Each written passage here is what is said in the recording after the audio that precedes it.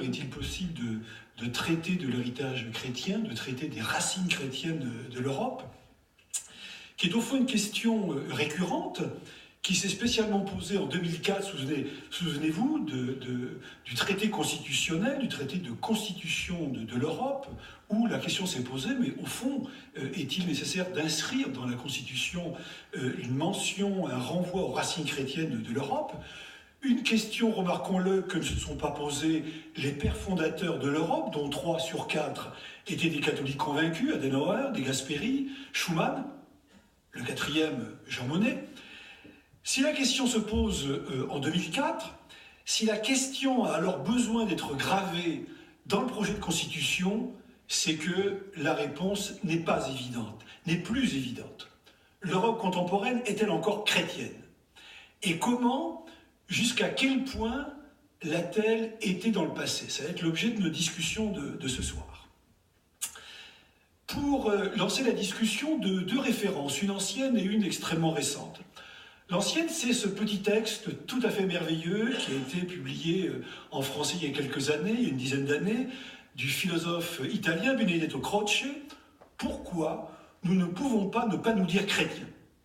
En 1942, dans la nuit profonde que traversait l'Occident en guerre, le philosophe italien posait une affirmation d'apparence paradoxale sous la forme d'une double négation. Pourquoi nous ne pouvons pas ne pas nous dire chrétiens? Il ne s'agissait pas de dire positivement « nous sommes chrétiens, les nazis ne sauraient le faire oublier ».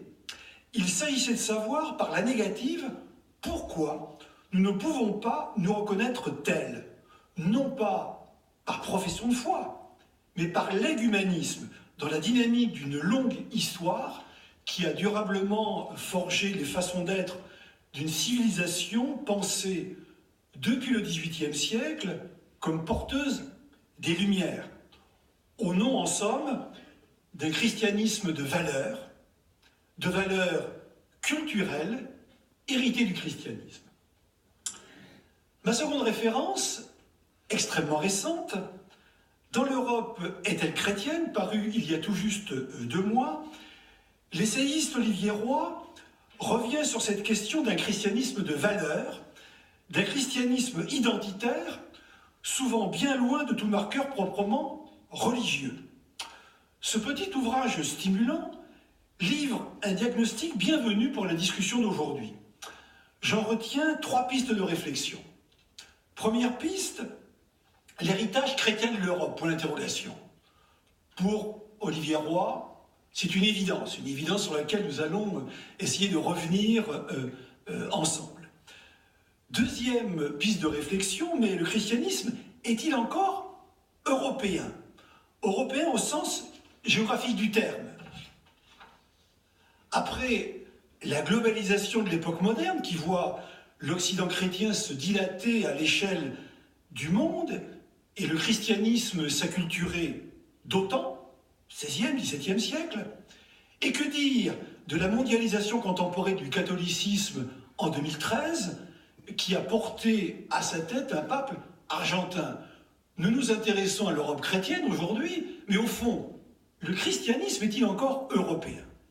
Surtout, et c'est la 3e piste de réflexion d'Olivier Roy, le christianisme est-il encore européen au sens religieux du terme? Que veut dire chrétien?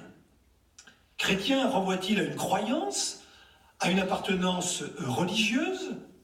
Chrétien renvoie-t-il à une identité culturelle?